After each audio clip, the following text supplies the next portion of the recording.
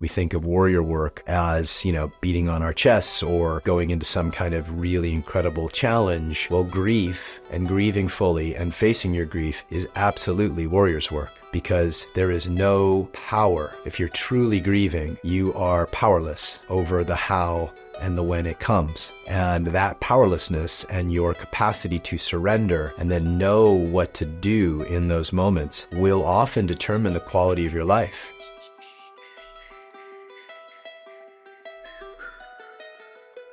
Welcome to the Embodied Relationship Experience. I'm your host, John Wineland. Today, we're going to talk about grief, what grief is, various forms of grief, how to work with grief in a way that's healthy and leads to maturity and empathy and connection, and also, some ways not to work with grief, ways grief gets ignored or diverted, deflected, all of those things. And, in my work over the last 15 years, what I will often get from people are questions about how to deal with loss. There's a breakup, or, somebody dies, or, some other great loss happens in their life, and they don't quite know exactly how to grieve. And so this question of how to grieve is one I think is crucial in our capacity to relate. Why? Because grieving is an honoring of our own heart, and our capacity to be with others, to be with others' hearts, is directly related to our capacity to be with our own. I wrote about this in my book, From the Core, and I talked about how men have to learn to shepherd their own feminine. And this is one really perfect example of how to do that. And of course, we all have heard of the staggering statistics about loneliness amongst men, about suicide rates amongst men. It's a real tragedy, what is happening to men. And I can actually dial it down to this question of grief. And so grieving is one of the most underrated practices. It's often avoided, it's often ignored.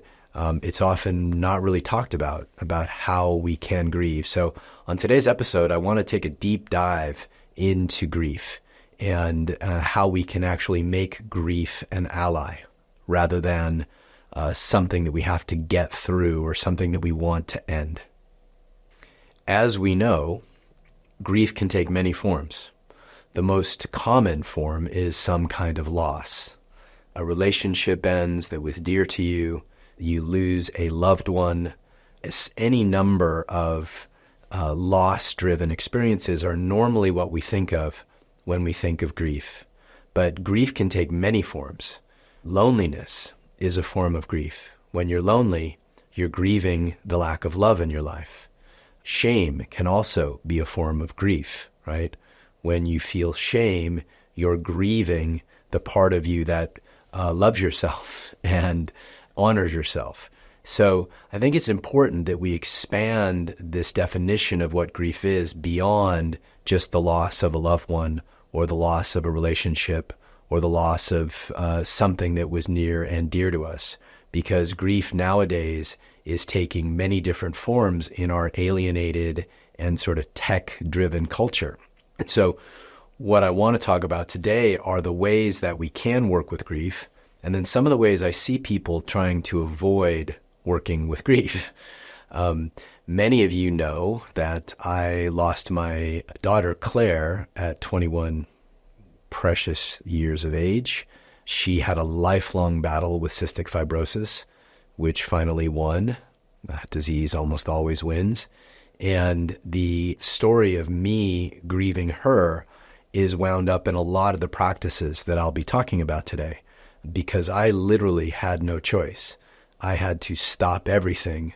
Any of you who've lost a child understand what that does to your soul and what that does to your heart.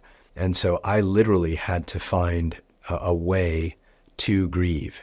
And at that point, I had been doing this work for over 10 years, and I thought I knew, right? I thought I knew, how to face grief, how to feel things fully, how to lean on my friends, how to grieve myself. But what I found was that it was so much deeper, and the tentacles of that grief, were all throughout my heart. And it took a lot. I can say now, 5 years later, I feel quite at peace. I still miss her from time to time, and that comes.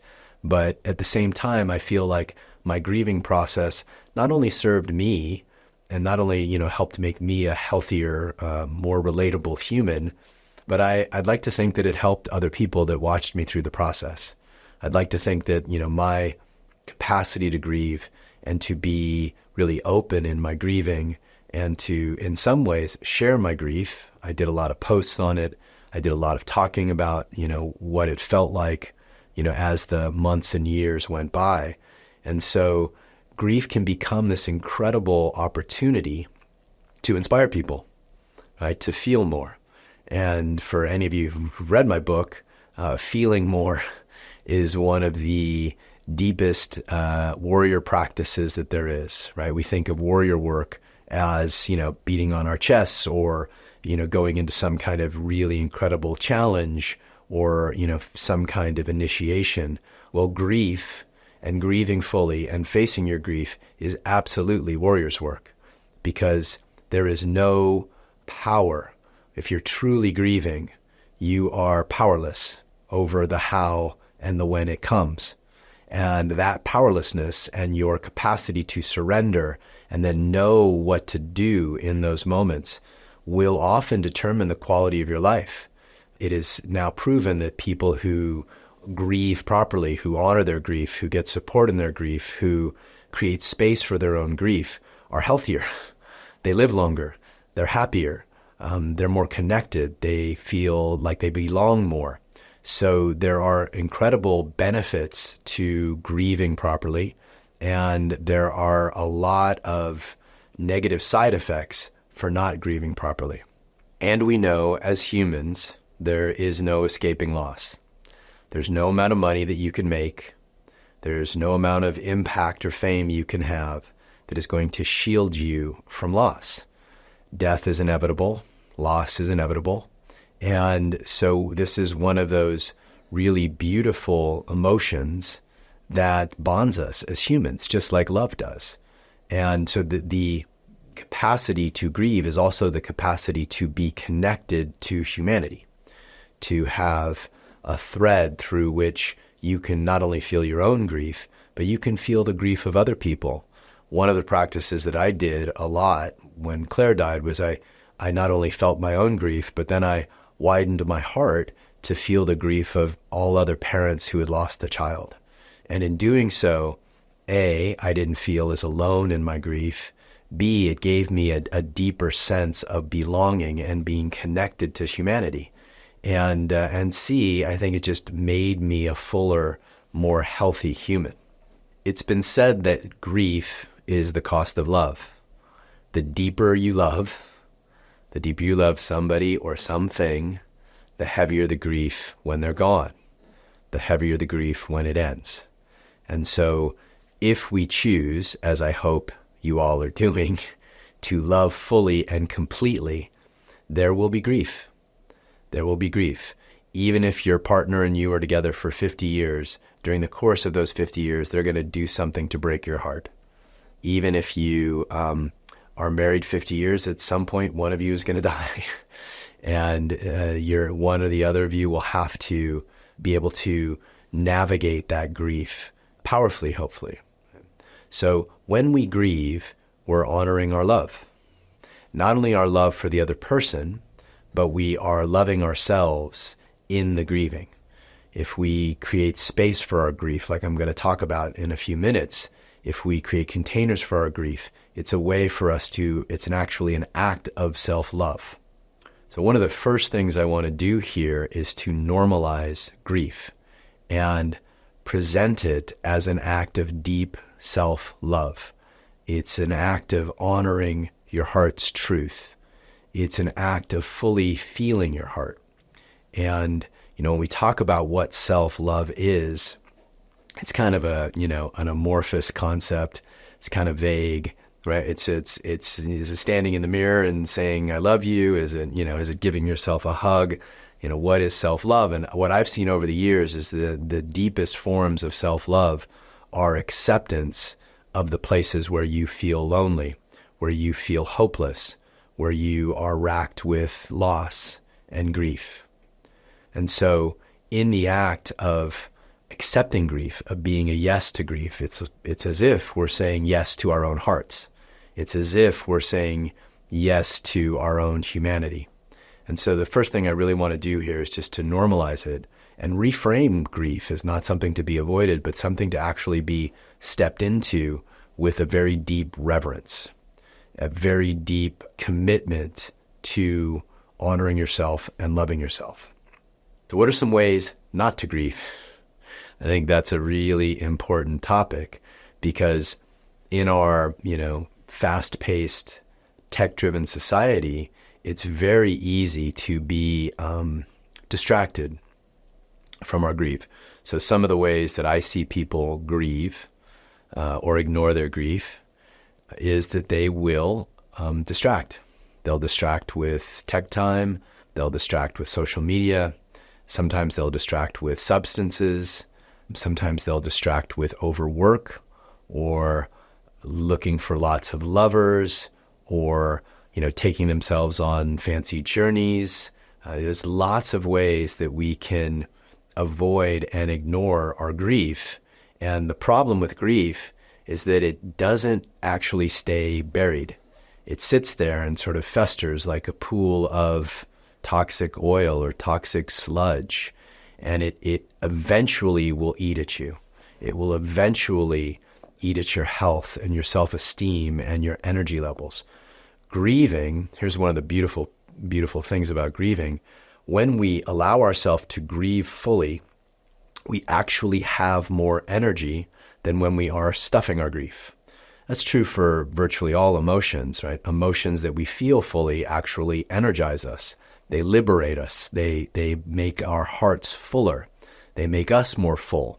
Whereas all of the energy it takes to tamp down grief, to tamp down loneliness, to tamp down disappointment.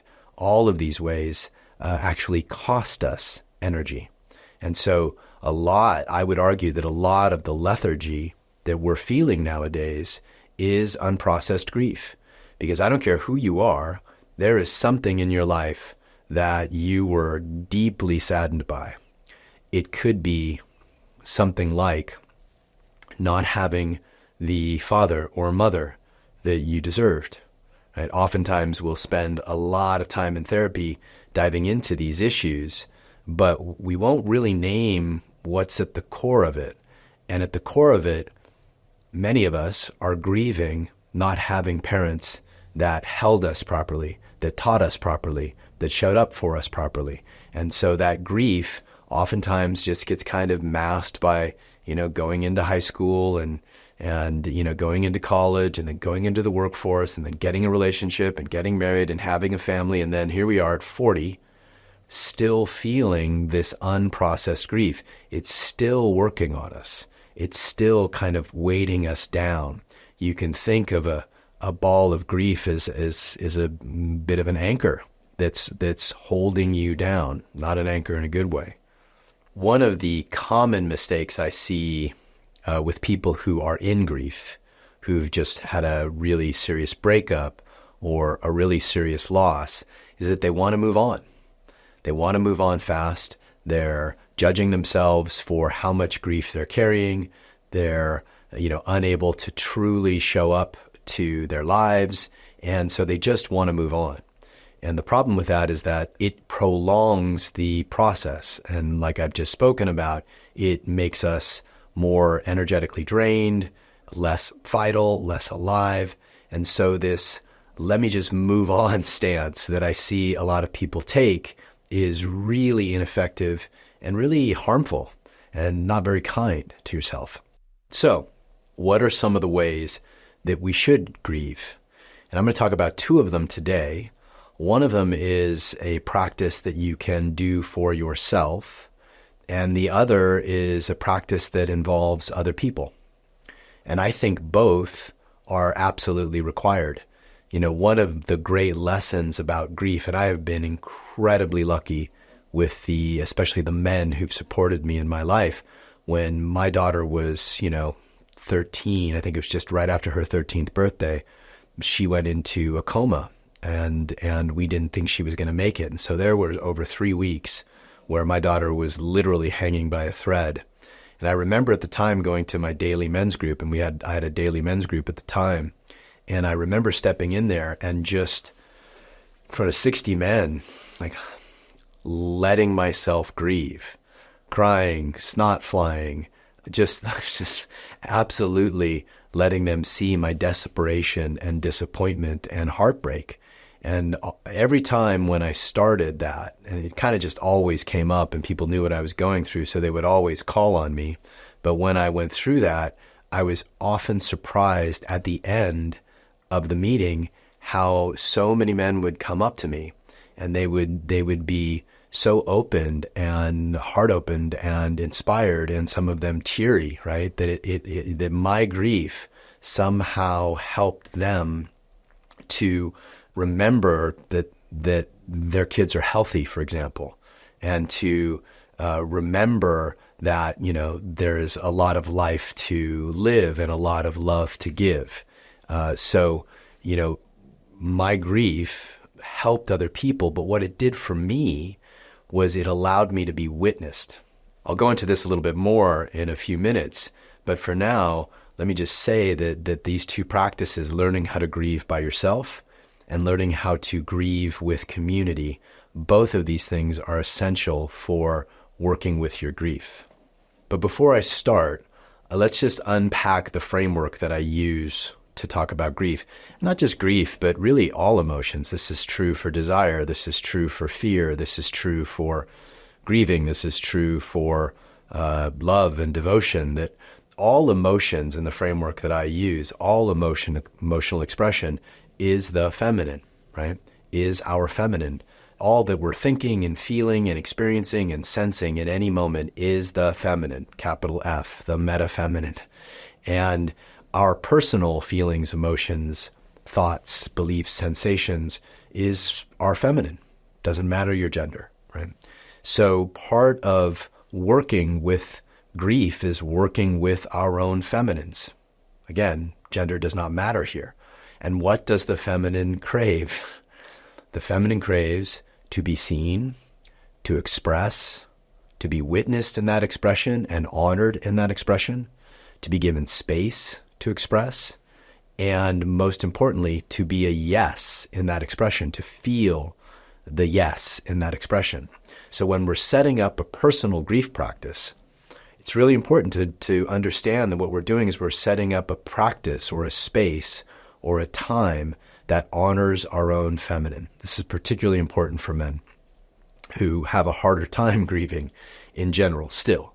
So what we're doing when we create this grief practice I'm going to lay out for you is we are using our masculine, time and space, mastering of time and space, consciousness and awareness. I'm aware that I have unfelt grief that needs to be felt. So my masculine is creating a container for that. I'm creating a time for that. A time limit might be 10 minutes, might be a song or two, might be a space for it, maybe on a sheepskin, maybe I light some candles. I'm literally creating the container for my own feminine, for my own grief. And that actually helps grief be more fully expressed. The way I like to give this practice is I'll say, pick an amount of time. For me, it was a few months of every morning. I cleared my schedule. I didn't start work until later in the day. And I carved my mornings out to grieve. My daughter had just died. I knew that I was a hot mess. I knew that I wasn't going to be able to do much good to anybody. So I set aside time. I set aside 30 minutes, an hour. I'd put her pictures up. She had a playlist that I would listen to. I'd get on the floor by the fireplace, and I would just allow myself to grieve.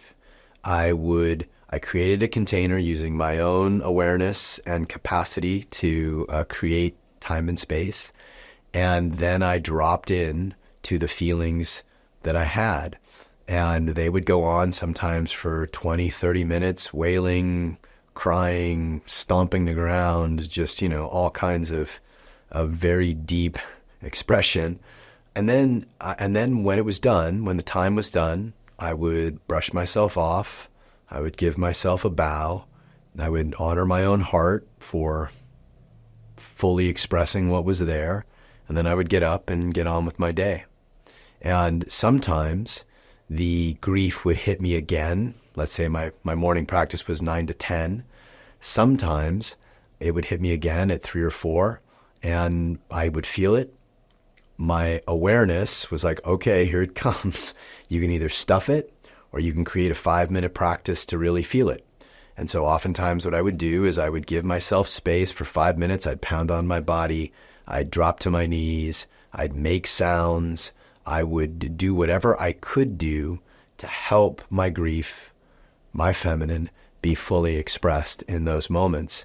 And, over the course of time, it really did loosen the grip of desperation and loneliness and just absolute hopelessness that I felt after she died. Later on, about a year later, I was working with a teacher of mine, a man named Cass Phelps, who lives in Hawaii, who's just a really beautiful teacher. And him and I, we identified like there is a lot more in there. And so I had to create a space. I took a couple of months. I took off work. I went to Hawaii and I just focused on grieving. And I did some work with him. So I literally let him be my masculine. I did a lot of work with him where I went through the years of holding, Claire's imminent death in my heart. And I grieved some more. There was a whole other layer of grief to be scooped out. And so sometimes what we'll find as we're monitoring, right, we're bringing our awareness to our own heart. We're not ignoring what's there. We're literally bringing our entire feeling body to our grief on a day-to-day basis. As we're doing that, there might be different layers. There might be different approaches needed. But part of honoring and shepherding our own feminine is to continually be present, right? What does the feminine want? Our presence, right? And that is true for our own feminine as well. Our own feminine wants our presence. And again, this is gender neutral. This is true for all humans, that being able to be present with the cacophony of emotions that are running through your body when you're dealing with loss is often incredibly complicated and, elusive. So your presence is required. And this is true also for people who are grieving the loss of a relationship. This is a question I will often get about how do I deal with, I love this person, they left, they broke my heart. It's a very similar process to what I just laid out. Create time in the morning. If you have to be at work by 9, make 8 to 8:30 or 7:38 your time to grieve. And maybe it's 10 minutes, maybe it's 15 minutes. But whatever it is, by going deeply into it for a shorter period of time, a more concentrated period of time, you move the energy faster. You scoop it out on a deeper level, whereas if we ignore it and we pretend it's not there, it sort of lives in us as this low-level misery, this low-level experience of misery. So creating a time where we can go fully in, fully experience it. I don't care if it's a minute, 5 minutes, 10 minutes, an hour, but we're giving ourselves to it fully is a very potent and healthy way to move it faster, to allow it to move through your body faster. Because really all emotions are energy, right? Emotions are energy. And energy does not, like the feminine, energy does not like to be stopped. One of the tenets of physics is that energy cannot be destroyed. It can just be transmuted and moved. So grief is a process of transmuting our sense of loss, our desperation, our anguish, if you will, into a sense of open-hearted peace. The energy hasn't left. It's just been moved. It's not gone. Energy doesn't disappear. It just continues to move. And that's why this idea of becoming intimate with your own emotional body is such a crucial part of embodied practice. I teach this to men all the time. Women have a little easier time with it, but they also struggle too. The capacity to be intimate with your own emotional body is the capacity to love yourself, and the capacity to love yourself translates into how deeply you can love another. Another important component of creating this container for yourself to grieve is what to do once you actually go into the practice. So you've created this container to honor your grief. You've set a timer or a playlist or something along those lines. You're giving yourself permission to just fall apart and be in it. At some point, there will be thoughts that come up around your grief. One of the deepest ways to grieve is to let it be thoughtless, just filled with sensation. So when you go into this solo grieving practice, I want you to try to let go of thought completely and just be with the sensation. Go deep, deep, deep into the sensation without the story. That is a beautiful way to stay fully present with your own emotional experience in that moment. Another way that you can add on to that, and this is a little more advanced, but I think it's a really beautiful practice and certainly one that I used, is as you are feeling the grief, as you're fully aware of the grief, you can also start to feel yourself wrapped in consciousness, wrapped in, you could call it God consciousness, you could call it the consciousness of the divine, you could call it the infinite spirit of the universe, but you are basically allowing your body-mind to be held, imagining your body-mind being held by a divine consciousness as you're grieving. I will often feel this as it occurs to me like the hand of God on my shoulder, whatever you consider God to be. Or oftentimes I'll feel consciousness itself wrapping around me as I'm having this very, very deep experience. And that is a really beautiful way to help both structure and hold yourself when you're in these incredibly deep grief experiences. So really working with mastering grief as a solo practice is very deep work, right? Going to therapy and talking about it. Okay, that's good, right? That often is good. But unless there's a very deep excavation of the feelings from the depths of your heart, from your bones, so to speak, and unless you've given yourself permission to truly be with the feelings, not stepping into story, not doing what a lot of people do to avoid grief, which is blame others, right? If they weren't such a fucking asshole, I wouldn't be in this experience. I wouldn't be feeling this way.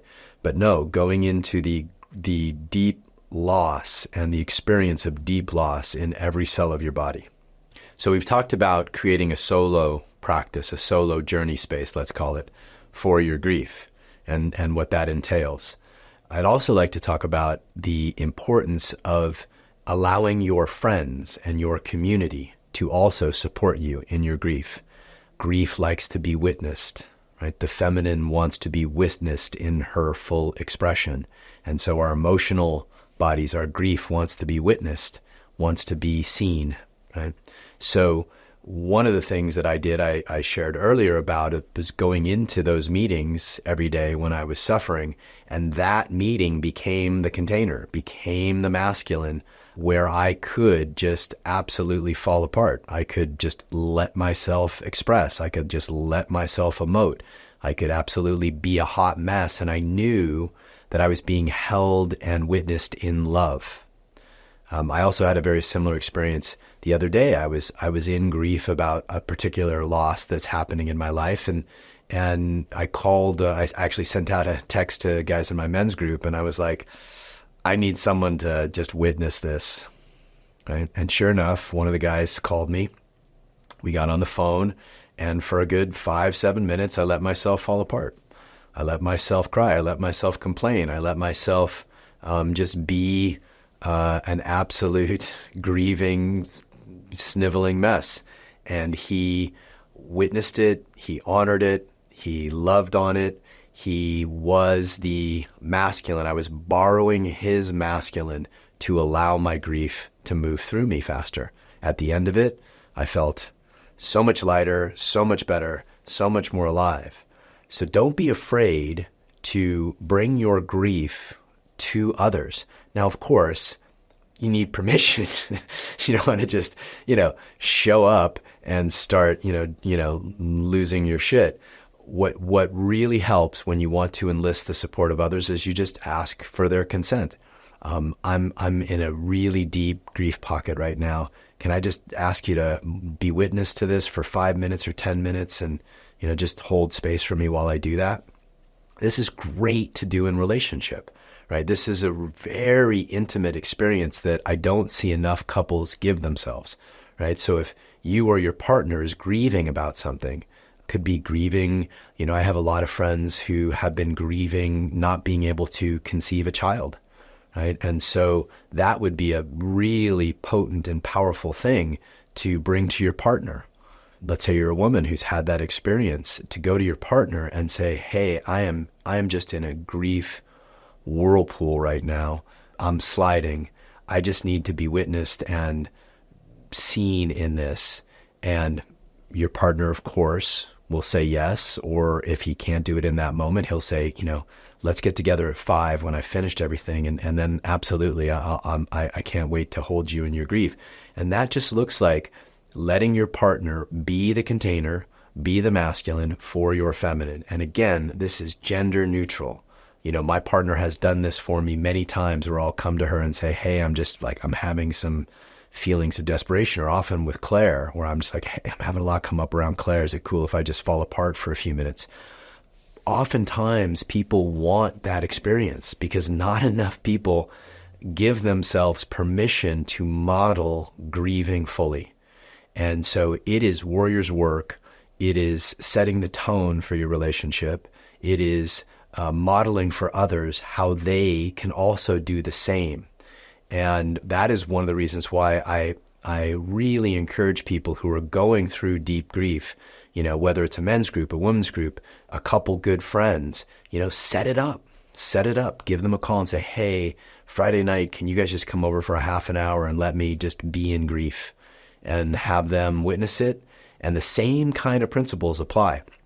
If they're going to witness it, they're holding the masculine pole. So you can just let go and let it come through. You can let go, let them hold it, and you can just express, feel, express, feel, express, feel, express, feel. And this is how we set up proper containers, both by ourselves and then with others, to honor our grief. And then, if we're tapped in at all to it, the grief will just flow. It'll just flow. And I will bet you dollars to donuts, you will feel better. You will feel fuller. You may actually feel a kind of joy in your grief. I remember the other day when I was having my moment, about 5 minutes into me just being in deep, deep grief, started to laugh uncontrollably. Why? Because a feeling fully felt turns to joy. A feeling fully expressed turns to joy, right? Feelings that are repressed turn to depression. So this is a way, and these are 2 ways that I often recommend that people work with their grief. Okay, to summarize, grief is not something to be feared. It is something to be celebrated. It is something to be honored. It is our feminine. It is our emotional body needing to move the energy of loss that we all experience as humans. So one of the things I really hope you got from today's podcast is that grief is an ally. Grief wants to be expressed and transmuted into the energy of joy, peace, openness. And we've covered 2 ways that you can do that, both doing it in a solo practice, which I laid out here, and then also doing it enlisting people that love you and giving them the opportunity to hold space for a period of time for you. Both of those ways, especially the latter, there is something that happens when we are witnessed in a very deep emotion. Something happens in our brain where we realize that we are lovable in our anguish. Oftentimes we're more lovable in our anguish. I see this in workshops all the time, right? Where people are just, their hearts get opened and they feel drawn to you because you are fully expressing your humanity. So I hope that these two practices are helpful for you. And I wanted to give a bit of a challenge, as I probably will every podcast. I'm an 8 on the Enneagram, so expect challenges on this podcast. What are some feelings that you haven't fully grieved yet? And these could go way back. These could go back to your childhood. I remember in my 40s grieving the father I didn't have, right? Before I'd been dealing with the anger towards him and right? But once I really got down to it, what I was doing was I was grieving the father that I didn't have. I was grieving the loss of a father that I deserved. And so oftentimes these feelings of unfelt grief can go back years. They can be very fresh, but I want to challenge you to pick something that you haven't fully felt and then bring one or both of these practices to it. Give yourself time, 10 minutes in the morning, to go into this feeling you haven't fully felt, pound on your chest, make sound, stomp on the ground, have a tantrum, put on the saddest music you can find, and give yourself space to honor things that you maybe even thought you were over. Maybe you thought like, oh, that's past. It's not a big thing anymore, but it's still there. So giving yourself permission to both identify, to scan your emotional body, using your masculine to scan your emotional body and see, oh, where is there still a wound? Where is there still something? Where is there still a pocket of energy that wants to be moved and transmuted? And then creating a space for yourself to do so. Also, I want to say that many of these principles and practices that we've been talking about today are in the Embodied Relationship Experience platform. So we put together a platform that has thousands of hours of workshop content on everything from properly grieving to repair, to sexual polarity work, to sacred intimacy work, to separate masculine and feminine practices. And the Embodied Relationship Experience platform is a beautiful place to do these grieving practices. We've got quite a few on moving grief and moving energy. You can just push play and, either me or somebody else will be guiding you through a practice to help you express it. So if you're interested in that, there's a link for a free 7-day trial below. It's a really beautiful community, global community of people who are committed to embodiment, who are committed to sacred intimacy. It's something I strongly recommend if you want to go deeper into the principles and practices that I'm talking about today. Otherwise, we will see you next time. I hope this topic was helpful. Please comment in the comment section. Share this with a friend if you think this will be helpful for them. And always happy to hear. You can put this in the comment sections. Always happy to hear other topics that you would like me to dive into. In a couple of days, I'm going to be getting into the topic of what happens when sexual polarity reverses in a relationship and how to work with it, how we can transmute that if we want to, how we can rebalance the poles into a more juicy and stable dynamic. So until then, we'll see you next time.